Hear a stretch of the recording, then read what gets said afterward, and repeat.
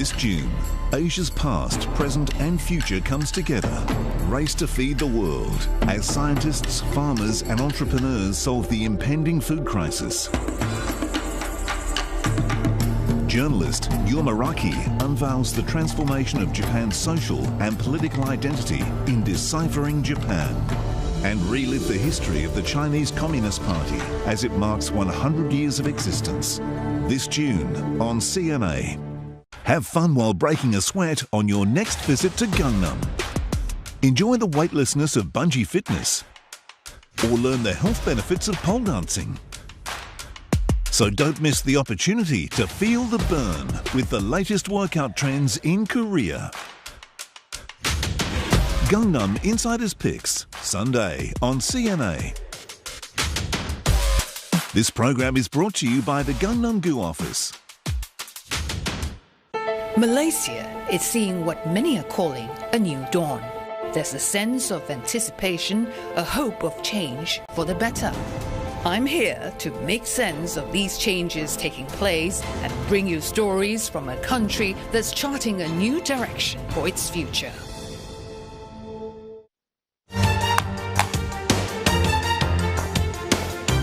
Let's update you on this hour's top stories. Australia's state of Victoria will enter its fourth lockdown since the start of the pandemic.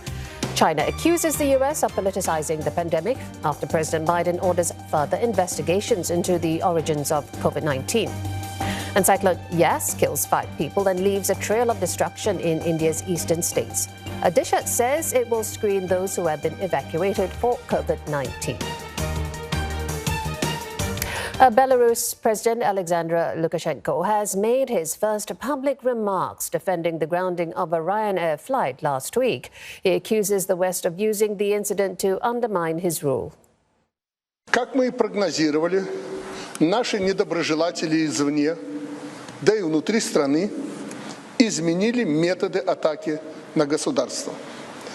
Они приступили множество красных линий, перешли границы здравого смысла и человеческой морали. Это уже не информационная война, это гибридная, современная война. Нужно сделать все, чтобы она не переросла в горячую. European leaders have accused Belarus of hijacking the plane, but Mr. Lukashenko insists there was a bomb threat and the plane was flying over a nuclear plant. European countries are blocking flights from Minsk in retaliation. They've also ramped up sanctions against Belarus. We will enhance our efforts, including through the coordination of our sanctions policies, to ensure that the Belarusian authorities bear responsibility for their actions.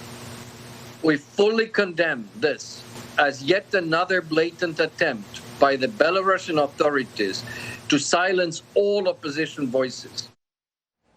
The UN Civil Aviation Agency will hold an urgent meeting to discuss the issue. UN Security Council members have condemned the interception of the plane as a blatant attack on civilian aviation safety. But Russia remains staunch in its support of its neighbor. То, что мы услышали, это, с одной стороны, единый залп, так сказать, на грани истерики, а с другой стороны, абсолютное отсутствие единства в фактах.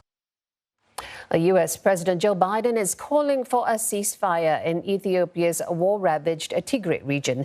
He says large-scale human rights abuses are taking place there, and unimpeded humanitarian access must be granted in order to prevent widespread famine. Jagriti Dave reports from Washington. US President Joe Biden in a statement said Eritrean and Amhara forces should withdraw from the Tigray region. He said that there were large-scale human rights abuses happening in Tigray, including widespread sexual violence. He called them unacceptable and he said they must end. He also noted that the UN said that Ethiopia could experience its first famine since the 1980s because of this conflict between the Tigray People's Liberation Front and the Ethiopian military that began last November. Now, Joe Biden's comments come after the United States imposed sanctions on those Eritrean and Ethiopian officials that it deemed were undermining any resolution in the conflict in the northern region in Ethiopia. Now, it also put restrictions on economic and security assistance on Ethiopia. Ethiopia responded by accusing the United States of meddling. Now, in his statement, US President Joe Biden also said that the US Special Envoy for the Horn of Africa, Jeff Feltman, is leading diplomatic efforts in the region, but he won't just be focusing on this conflict in Tigray. He'll be looking at other issues as well. Most notably, he said in the statement, he'll also be looking at the dispute over the Grand Ethiopian Renaissance Dam, which is the cause of tensions between Ethiopia, Sudan and Egypt.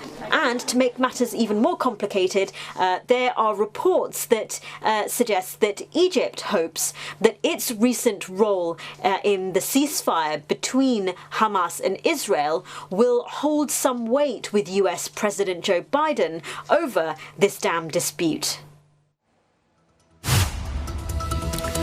A gunman has shot and killed 8 people at a commuter rail yard in California. The man, a transit employee, took his own life.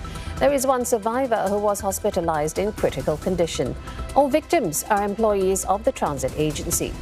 A bomb squad searching the yard found at least one explosive device. Authorities also responded to a fire at the home of the suspect that erupted at about the same time as the shooting. The shooting shut down traffic on nearby streets and stopped train service for hours. Australia's ambassador to China has been barred from the trial of an Australian academic who's charged with espionage. It's a case that has exacerbated a bitter row between the two nations. Yang Hengjun is one of 2 high-profile Australians detained in China on charges of spying. Australia has voiced concerns about China's handling of the case and the lack of information it has provided. If convicted, Yang faces a jail term of 10 years or more on charges of endangering national security. The US has confirmed its support for Japan's plan to proceed with the Tokyo Olympics. This barely 48 hours after Washington issued a do not travel advisory to Japan, citing a widening COVID-19 outbreak. Well, first, let me just be very clear. The travel advisory is an advisory. It's not a ban. But, you know, our position remains. It has not changed on the Olympics. You know, we respected the decision to delay the Olympics, the Games last summer, and we understand the careful consideration that the Japanese government and the International Olympic Committee are weighing as they prepare for the Tokyo Olympics that's just coming up right around the corner.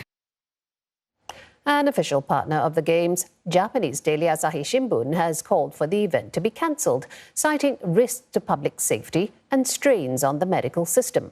The chief executive of the Games Organising Committee said the board did not discuss cancelling the Games at its meeting yesterday.